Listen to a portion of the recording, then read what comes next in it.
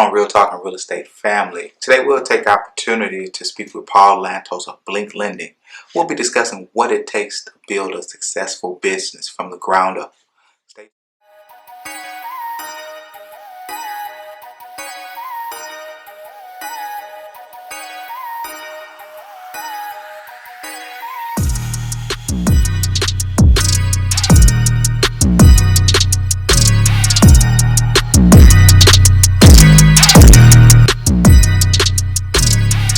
Alright, what's going on, guys? I want to thank you and welcome to another episode of Real Talk and Real Estate. I'm here with a good guy, good friend, good compadre, excellent in business, Mr. Paul Lamnatos of Blink Lending. He's going to spend a few moments with us just discussing business, lending, life, and the way things are for him. How's it going, Paul? Fantastic, Hyman. Beautiful day, raining outside. Makes it a little cooler, so it's not so fish grease hot. Fish grease. It's here in Houston. Fish grease. I ain't heard that one in a long time ago. Fish grease. That's when you know you're from the South. That's how you know it. That's how you know it. Southern bread. So tell me, Paul, where you originally from, bro? So I was born in Playa del Rey, which is right outside of Los Angeles. I like to say Playa del Rey more than Los Angeles, but basically Los Angeles, LA County. Born out there, lived out there for the first 6 weeks of my life. And then, I don't count, man. I got the passport with the stamp on it. As a baby, moved out to Greece and lived in Greece till I was 10. My dad's side of the family is Greek. My grandmother had moved over here in the early 60s, worked night in the sewing factory, day in the sewing factory. My dad worked in construction and then was going to night school. And after about 15 years of working, they decided to move back home. My grandma was from a small island called Santorini, and she wanted to buy a piece of property there to retire. My dad had caught wind that recently the island had built an airport. So him being a business mind that he was, decided to turn around and build a hotel out there and a restaurant. So we lived out there for 10 years. Then moved back to Los Angeles, and then at the age of 13 moved to Houston. So been in Houston the past 25 plus years. I like to say once a Houstonian, always a Houstonian, and definitely call Houston, Texas my home. Man, that's why you got the Greek in the middle of the email address. I meant to ask you about that. Where did that come from? So that was marketing. First starting out, there's a lot of heavy guys that already had established names, and just coming out with like Paul Lamnatos. It's like Lamnatos. Who's Paul and this, that. So I thought it was a way to get the conversation going a little more and just have me stand out is just start marketing Paul the Greek. So put Paul the Greek on my business cards, put Gabe the Czech on his business cards. Judy did not want Judy to be American, so we left that off. But we're going out to networking events, and anytime I was doing any speaking engagements, I always did Paul the Greek. And that caught on and got to open up some conversations and some friendships have been formed from it for sure. That's what it's about. That's what it's about. Paul the Greek. Alright, Paul, man, it's solid to actually hear the backstory behind the Greek. I've been asking them, and for whatever reason, you don't like to answer the phone with a text. So we're not going to discuss that. We're not going to discuss that on the video. But I did put that in there for you because I'm going to have to get hold of you like that. But to keep it understandable for the folks, how long you been what they call quote unquote it's called a loan originator? LO. 2003. So how long have I been a loan officer? I've been a loan officer since 2003. I was going to college at the time. I was in between jobs, and my mom was working in secondary financing, meaning once you lock in interest rates, she was dealing with the back end of what that rate pays, for lack of a better term. So seeing some of the commission checks that loan officers were getting, she thought that it would benefit me and asked me to check it out. So I was just smart enough to listen to her, and it's turned out to be the best professional decision I've made today. So very, very happy about that, and got to go through 2008. So that's really when you get to build those battle scars, and here we are 17 years later. Mama knows best, I guess. For sure. just yesterday, man. I'm at the house, right? Yeah. And we have an 8-month-old son, and he's Congratulations to me. Thank you. He's running a little hot, so my wife's like, he's got a fever. I grab him, pick him up. I'm like, man, there's nothing wrong with him. He doesn't have a fever. Of course, you know how this story goes, right? a few minutes later, we break out the thermometer. Within 20 minutes, she's going through the doctor and come back, and sure enough, he's got a fever. So, yeah, mom always knows best for you. Dads out there, listen to mom. Hey, that boy, that's like border grade or whatever they call it, grade fever nowadays, get everybody hyped up. So, since I can pretty much answer this question for myself based on the backstory, but it is good to know, what made you decide to build what we call Blink Lending as of today? So what had me start Blink Lending? Yeah. Man,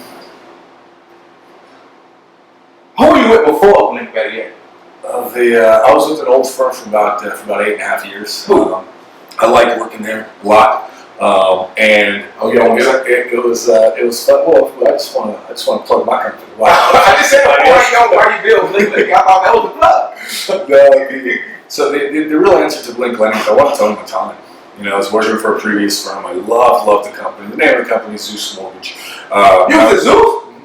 For almost 10 years. Did you go to the Rich Club meets? Of course, all the time. I should have met you. I was down quite often. Probably first Saturday of every month. Yeah. There. I don't think they still that no more. No, the Rich Club it's no more. That's it's spanned completely. I thought it moved location. I haven't heard of them having an event in a long time. So they changed their name, which I thought was awesome. Realty Investment Club of Houston. Like, how perfect is that? It just matches the acronym. But regardless, so I was there first Saturday of every month. I enjoyed that part of it. What I didn't enjoy is having to wait till 5 o'clock every day to leave, or 4 o'clock, or having to punch in at this time. Not that there's anything against that. It just didn't fit me. So when I wanted to start Blink Lending, it wasn't about making millions of dollars and becoming super rich and super wealthy. It was simply came down to this. I wanted to watch my kids grow up, and I wanted to be the dad that was going to be the present dad. And my parents, they're getting older. They're going to kick the bucket one day. That is true. Spend as much time with them as possible. So, you know, we're a 9 to 3 office, and by appointment before and after. So yeah, owning my time. That's why I wanted to do. That's why we created Blink Lending, and that's why everybody else has joined the team this year with us. You know, we could go get.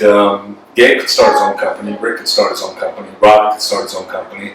Judy doesn't really have to work, and Kelsey, well, she's qualified to get pretty much any job that she wants. You know, we work here really for the culture that we provide, and we all do it together. You know, I like to do investments. That's how we met. And I see lately that been watching a couple of your videos, was studying up on you, that you've been really talking a lot about just residential deals.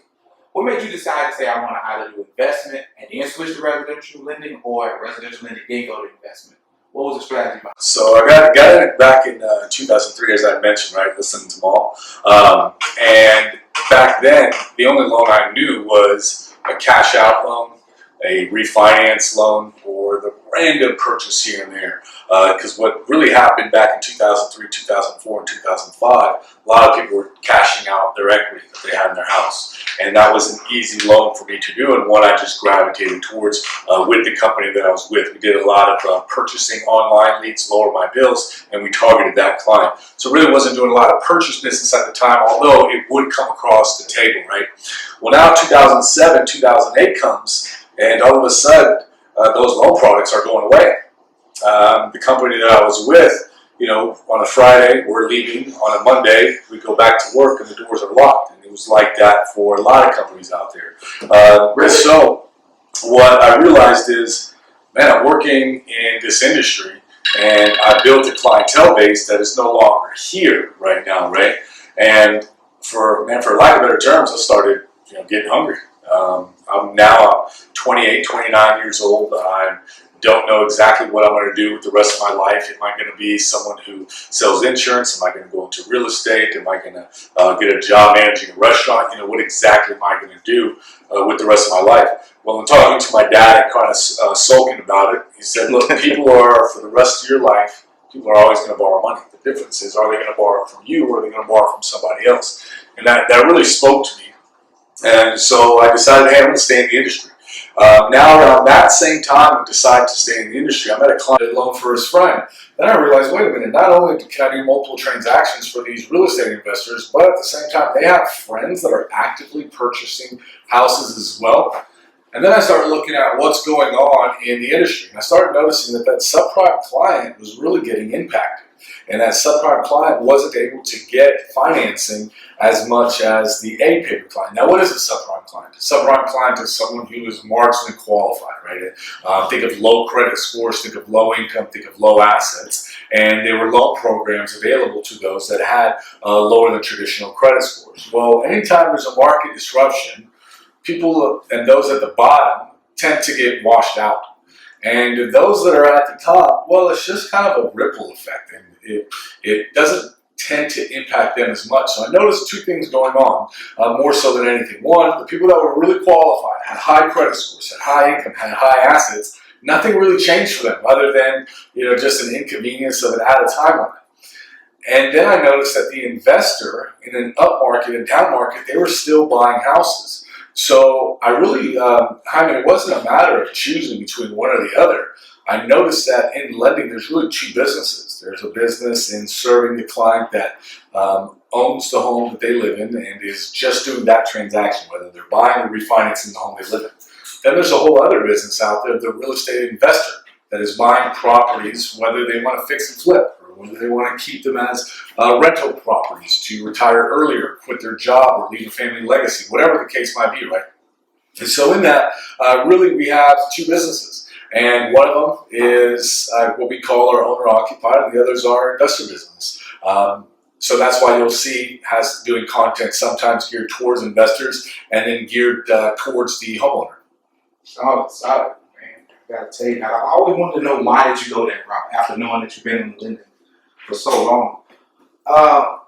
So multiple sources of income, right? True. I mean, as being self-employed, as being business owners, whether you're a current business owner, whether you're aspiring to be a business owner, it's very key to have multiple sources of income coming in, because if you have a disruption in one, well, you want the other to come in. Right now, it's June 24th, 2020. We've got a, whatever you want to call it, a pandemic, a crisis, a fill in the blank.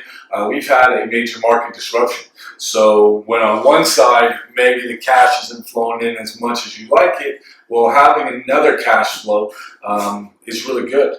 And then you want to turn to other things too, right? It's about, I'm huge into being super focused on what you're good at and sticking, doubling down, tripling down, quadrupling down on what you're good at. At the same time, you've got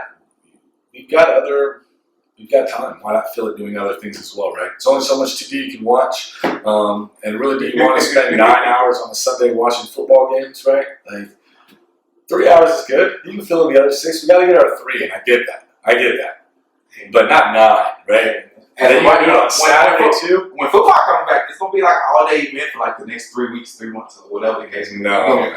Get your little 3 hours and doze off and turn off ESPN. Turn it off. Turn it off.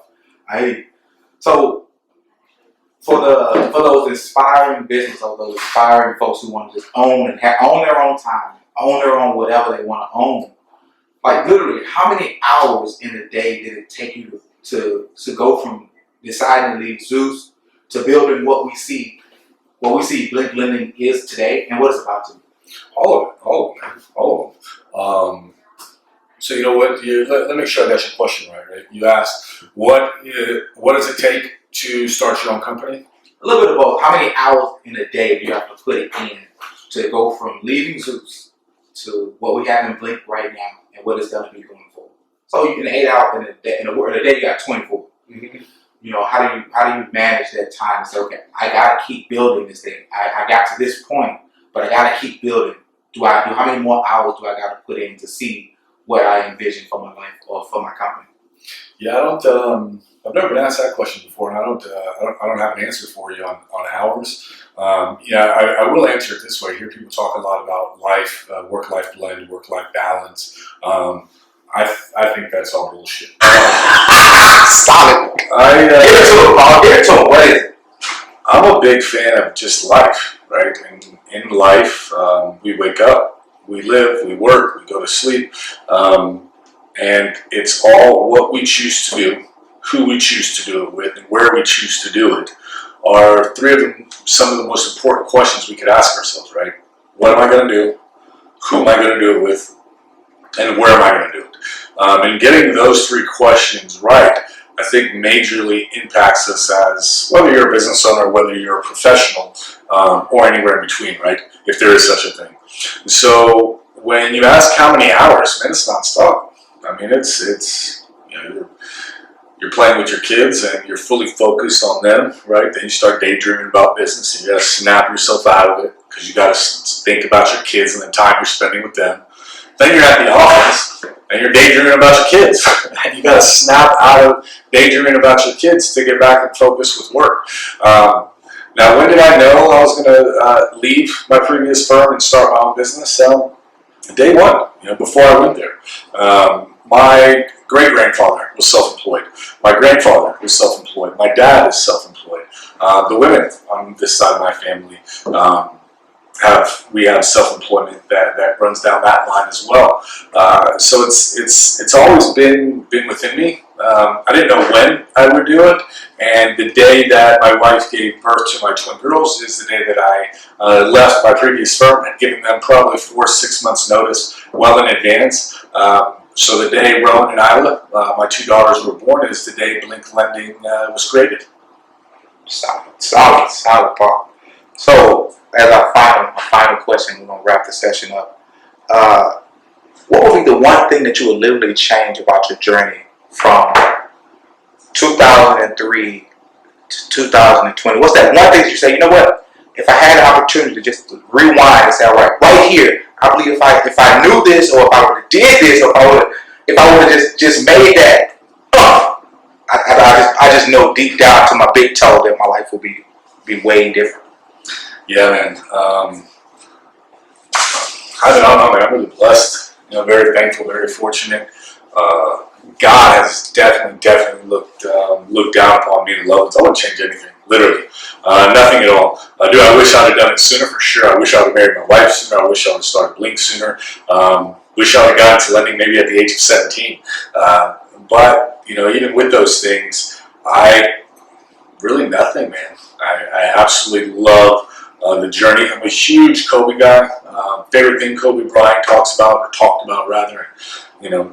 rest in peace, is the journey, right? Paying attention to the journey, being a part of that. And for me, it's just getting up every day, being proud of where you are, knowing that you're building something for tomorrow, creating a future tomorrow, and staying on with it. So I would have read earlier, actually. I would have started developing myself sooner, reading sooner. If I could go back and do it differently, I would have grown up faster. It's all my wife's fault. If she'd have found me earlier, then I would have matured sooner. But she found me later, so I matured later. Wow, is that right? So, well, you better be like, I don't know, I might send it to her just for you mess with. Do it. Hey, so